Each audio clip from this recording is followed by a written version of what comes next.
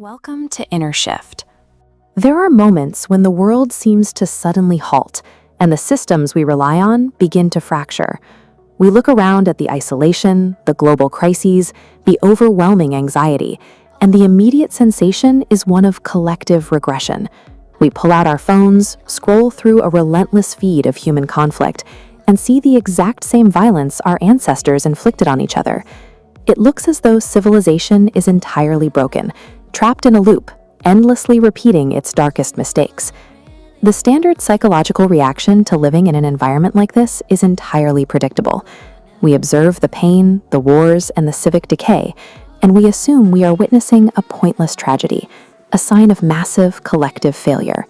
Yet, looking at the biological history of the planet suggests a different perspective. This immense suffering functions as the only known mechanism that physically forces a species to upgrade. What feels like a catastrophic failure of humanity is actually a mandatory prerequisite. We are entering the exact conditions required for our next phase of evolution. To understand why this is happening, we have to recognize a rather harsh law of biology. No life form on Earth has ever evolved while sitting safely inside its comfort zone. Growth demands pressure. The geological record proves this. The planet has endured at least 5 mass extinctions. In each of these events, periods of total chaos eliminated the vast majority of all living things. Those apocalyptic events wiped the slate clean. They applied such extreme pressure to the surviving organisms that the planet was forced to regenerate into a completely new, far more complex order of life. The destruction was the catalyst for that complexity. You can map this exact biological cycle directly onto human history. Consider the highly advanced societies of antiquity, like the Roman Empire. They grew, they thrived, and eventually they completely collapsed. The centuries that followed stripped away complex structures, literacy, and deep philosophical thought. Humanity descended into the Dark Ages, experiencing a severe collective lowering of our state of consciousness. Yet that specific period of regression and immense suffering acted as a pressure cooker. The constraints of the Dark Ages eventually broke open, forcing the explosive return of human consciousness and artistry we call the Renaissance. Evolutionary progress is never a straight upward line. It is a violent cycle of growth, total collapse, and eventual rebirth.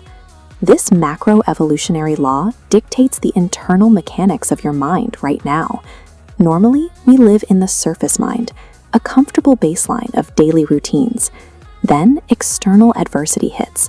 A pandemic or personal loss shatters that baseline, forcing the mind out of its comfort zone. Panicking, it frantically projects itself into an imagined, catastrophic future. That specific mental projection, living in the terror of a hypothetical tomorrow, manufactures an unbearable state of psychological suffering. Your mind builds a nightmare. A pleasant dream provides no reason to wake up. We only jolt into consciousness when the dream turns into a nightmare we can no longer endure. Your individual anxiety in the face of chaos is not a psychological glitch. It is a perfectly designed alarm clock required to force your spiritual awakening. The ancient parable of the two builders offers a mechanical breakdown of how a mind survives adversity. The first builder constructs a house on sand. This represents the ego, a fragile, conceptual identity built entirely on external circumstances. When the storms of tragedy hit, the sand shifts, and the house instantly collapses. The second builder survives by bypassing the surface. They dig deep beneath the conceptual, thinking mind to locate a permanent, unshakable foundation. That unshakable rock is the state of pure, present moment consciousness. It is the quiet awareness that exists entirely independent of your swirling thoughts and future projections. Locating this inner foundation provides the only functional way to remain standing when the external structures of your life begin to fail. Test this right now. In the exact fraction of a second, you pull your attention away from a terrifying imagined future and anchor it firmly in the present moment. The fear literally ceases to exist. it cannot survive in the now. This internal shift carries weight because human consciousness is not a series of isolated pockets.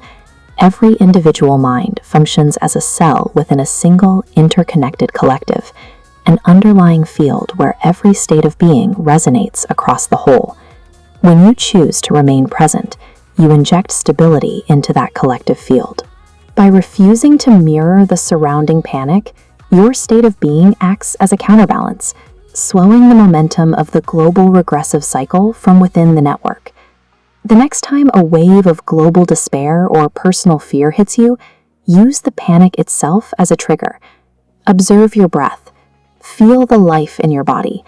Force your attention out of tomorrow and anchor it into this exact second. The chaos we see outside our windows is loud, and the suffering is real. But this is not the end of the world.